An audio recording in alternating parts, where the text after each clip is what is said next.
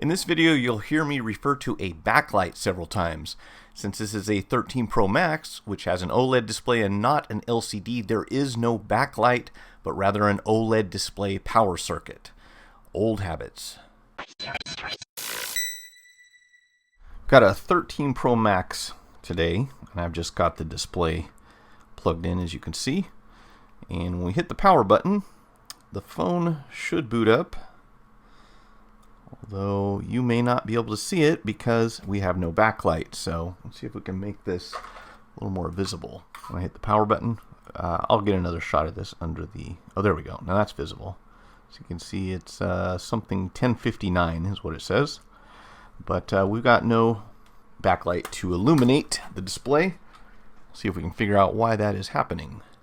This is our display connector on the inside of the phone. So you see right down here where I've disconnected the battery, I've already unplugged the display.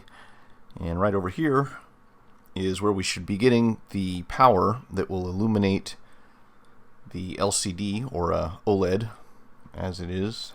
And unfortunately, my board view software doesn't really tell us a lot about exactly what's going on here. We can see where things go, but we can't really see exactly what they are. So what I'm going to do is check, typically when you have a backlight circuit, the power will be coming from one end of the connector. So what I'm going to do here is just put my red probe, I'm in diode mode, put my red probe on ground. We'll use a SIM card tray for that. And then we'll start checking. So over here we have 0.532. Over here we've got ground, and that is actually correct. This should be ground over here. So I'm going to check a couple of the pins right over here and make sure that we get some sort of value.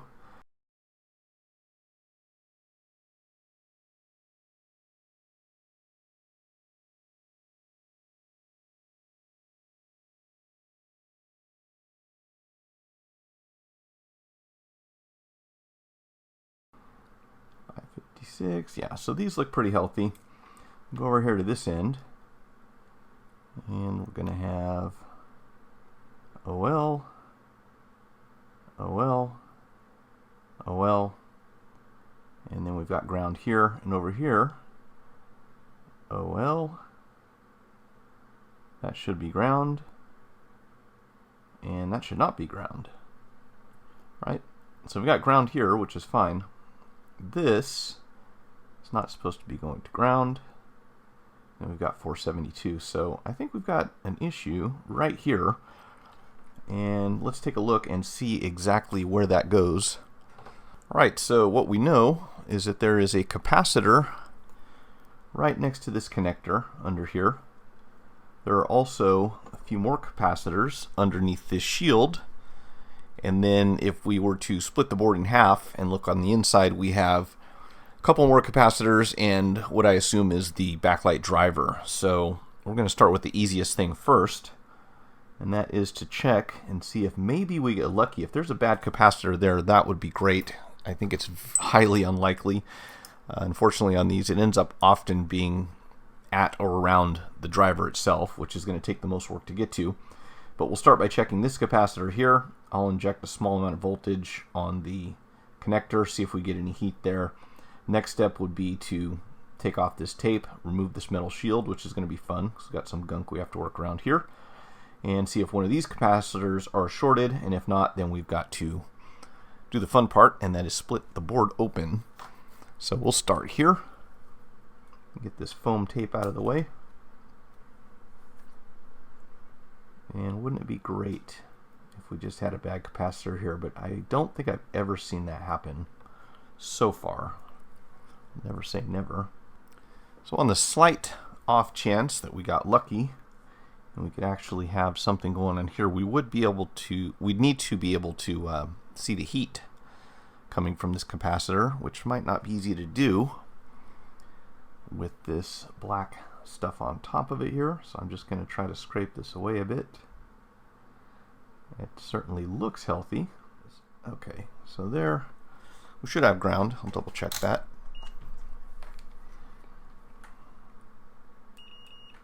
Yeah, so that's going to be our ground up here in the corner where the camera covers are. And I'm actually flipping the phone the opposite direction just to allow a little more room to work. See what we're doing. And this is what we're looking at right here. And I'll probably just use some freeze spray to make it easy to see. Alright, first of all, I'm going to make sure that this is drawing amperage. When I touch 1, 2, number 3 there. And it is actually pulling about 0.09, which is almost kind of discouraging, because I don't know if we're going to be able to see heat based on that. Well, let's try. I don't know if I can even get in here fast enough, so...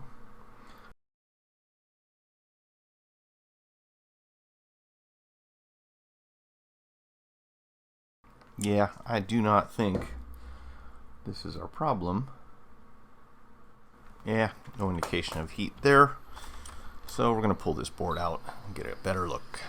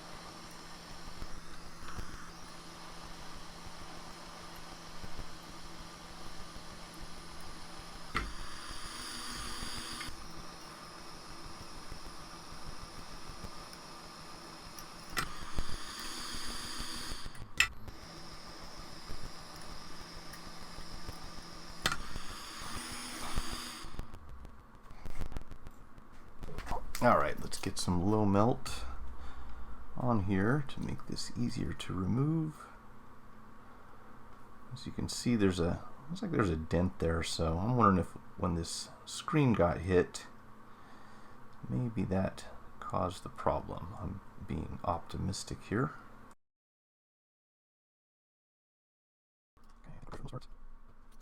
Just flow some low melt alloy in here. And try not to damage the NAND with heat.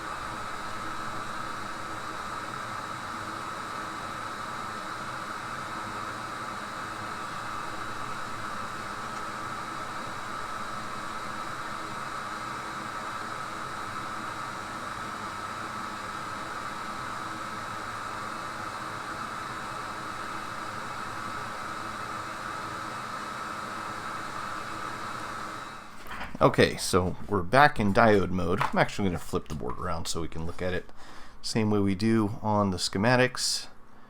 And we'll just check down here. How's that? Our third pin, which was showing us almost dead short to ground. Red probe on ground. And remember, we had ground right here, but we also had ground right here. And we still do. We've got 0.015.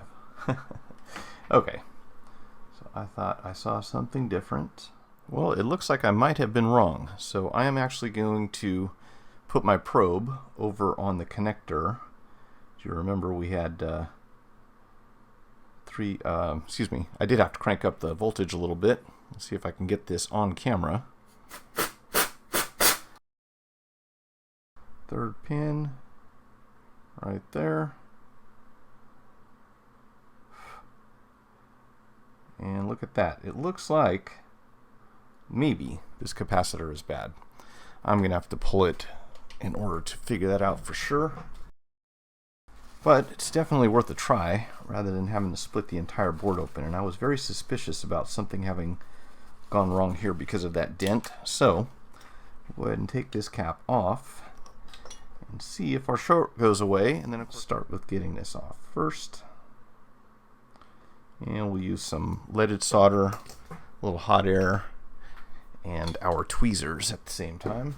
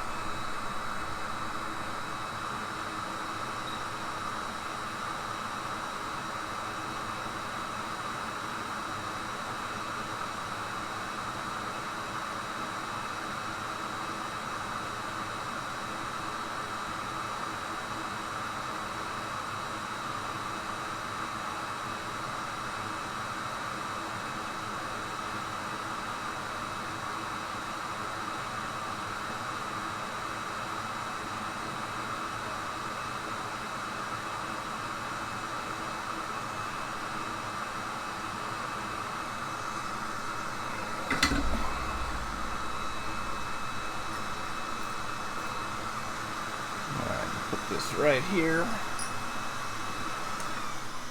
so we can inspect it.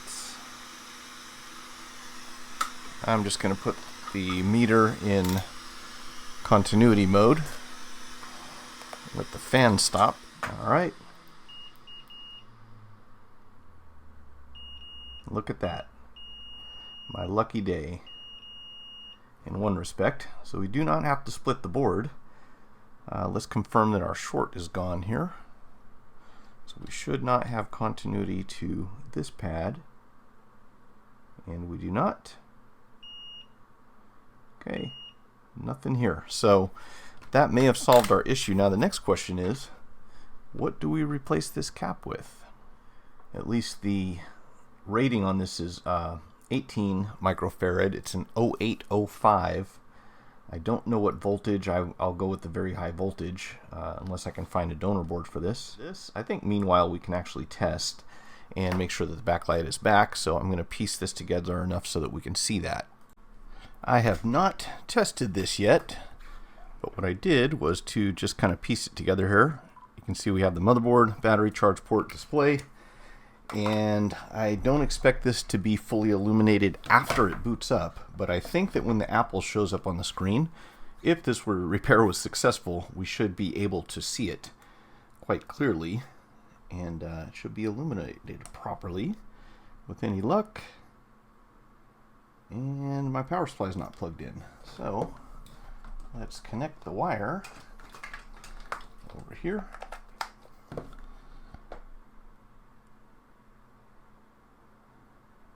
And nothing. I don't see any. Oh, there we go. All right, so we are back. That took a second. I think we're back in business. I will have to figure out, I'm basically just going to have to get a donor board to find a capacitor that will match the one that's missing there. But for the time being, at least, that did solve the issue of not being able to see what's on the screen. And that's kind of a funny looking display. Maybe that's just the way that, yeah. Alright, so that seems to have done the trick.